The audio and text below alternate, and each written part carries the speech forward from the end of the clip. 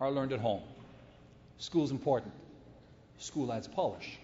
But the most important lessons, lessons of lasting value, lessons that endure and speak to you throughout the course of your lifetime, are learned at home. And here's one that I learned. I grew up in a big family. We were 10 children, and we would walk to church on Sundays. Not because we were into fitness, but because we couldn't fit into the car. When I was 16, I had a 3-year-old brother and a 2-year-old sister, and there was lots of other brothers and sisters in between. And as we were walking, my mother, who like mothers everywhere was very wise, said to me, "You have to slow down. You can see that the little ones can't keep up with you." And I said, being a typical 16-year-old, "Why do I have to wait up for them? I'm bigger, I'm stronger, and I'm faster.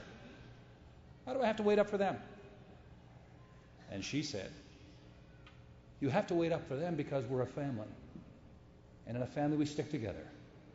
In a family we support one another. In a family we look out for one another. In a family, if one of us meets with success, then everybody in the family can celebrate that. But in a family, if one of us is in trouble, then we're all in trouble. And we all have a responsibility to help out and to stand up with one another."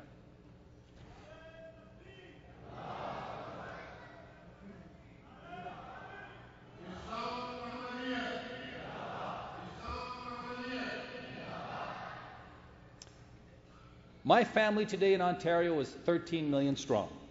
In my family, we have Muslims and Sikhs and Hindus and Jews and Christians and Buddhists and so many others. And we all need to stand up for one another. Something else I learned growing up: nobody would ever pick a fight with a McGuinty in the schoolyard. Because if you dealt with one, you had to deal with 10. So you and I have got to stick together. We've got to stand up for one another. And we need to understand something, that Islam and all the great faiths and all the world's wisest people have been telling us for thousands of years. They've been speaking to us a fundamental, profound truth. And that truth is this: what's most important when it comes to people is not the color of our skin. It's not the language that we speak. It's not the traditions that we inherit. It's not the culture that we cherish. It's not the wealth that we accumulate. It's not the power that we wield. What's most important when it comes to people everywhere on the face of this planet is what we have in common. It's our humanity.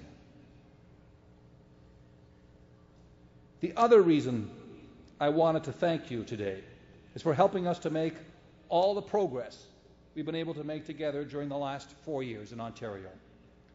Sometimes it's easy to forget just how far we've come, but together we've built a strong foundation in which all Ontarians can prosper. In education, our classes are smaller, test scores are higher, and more students are graduating. Our public education system is also bringing Ontarians from every corner of the world together to learn together and succeed together. And when it comes to higher learning, we heard from a number of our youth here earlier today, 86,000 more young people are now enrolled in Ontario colleges and universities, and 6,000 more are in our apprenticeship programs. There are 14,000 more spaces for young people to go on to graduate school this September. And we've doubled student assistance.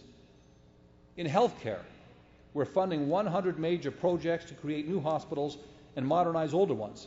We're hiring 8,000 new nurses, and over 500,000 Ontarians now have access to a doctor when before they did not. We're not only measuring wait times, we're bringing them down. At the same time, we've seen the economy generate more than 334,000 net new jobs. And we've just recently announced our plans to invest in a $17.5 billion public transit plan, the biggest of its kind in the history of this country. My friends, we've also recognized the magnificent skills and talents that newcomers bring to our province. And we've set out to improve supports for new Canadians, because when our newcomers succeed, Ontario succeeds. So we've created a new Ministry of Citizenship and Immigration and a Fairness Commissioner to make sure internationally trained professionals are treated fairly. And one of the first things that I did after being elected Premier was I called upon Prime Minister Martin. And I said, Mr. Prime Minister, if an immigrant arrives in the province of Quebec, that province gets $3,800 in terms of supports to help them become integrated into society and the economy. But if that same immigrant comes to Ontario, we get $800. How can you justify that? And he said, I can't. So we've negotiated a new agreement with the federal government to ensure that our immigrants are treated fairly. My friends, we've come a long way together. Let's not turn back the clock. Let's keep moving Ontario forward together. Through your warmth and your generosity, through conferences like this, and the many actions that you take every day, you're connecting us with each other, you're enriching the lives of so many in this province, and your fellow Ontarians and I are grateful. What's great about this country, and it's so obvious from the speeches we heard just a few moments ago, that people here understand it, is that it doesn't matter who you are, where you came from, who you know, or how much you've got in the bank. Once you've come to Canada, you're a Canadian. And as Canadians and Ontarians, we have a responsibility to ensure that our fellow citizens get a fair chance to succeed, whether their family has been here for 100 years or just arrived last week. I know you've been working hard toward that goal, and we have too. Now let's pledge together on this special day to keep working and dreaming and building together to build an Ontario, to build a Canada that is worthy of those dreams that we have for our children and for their children. Thank you very much. Happy Canada Day to all of you.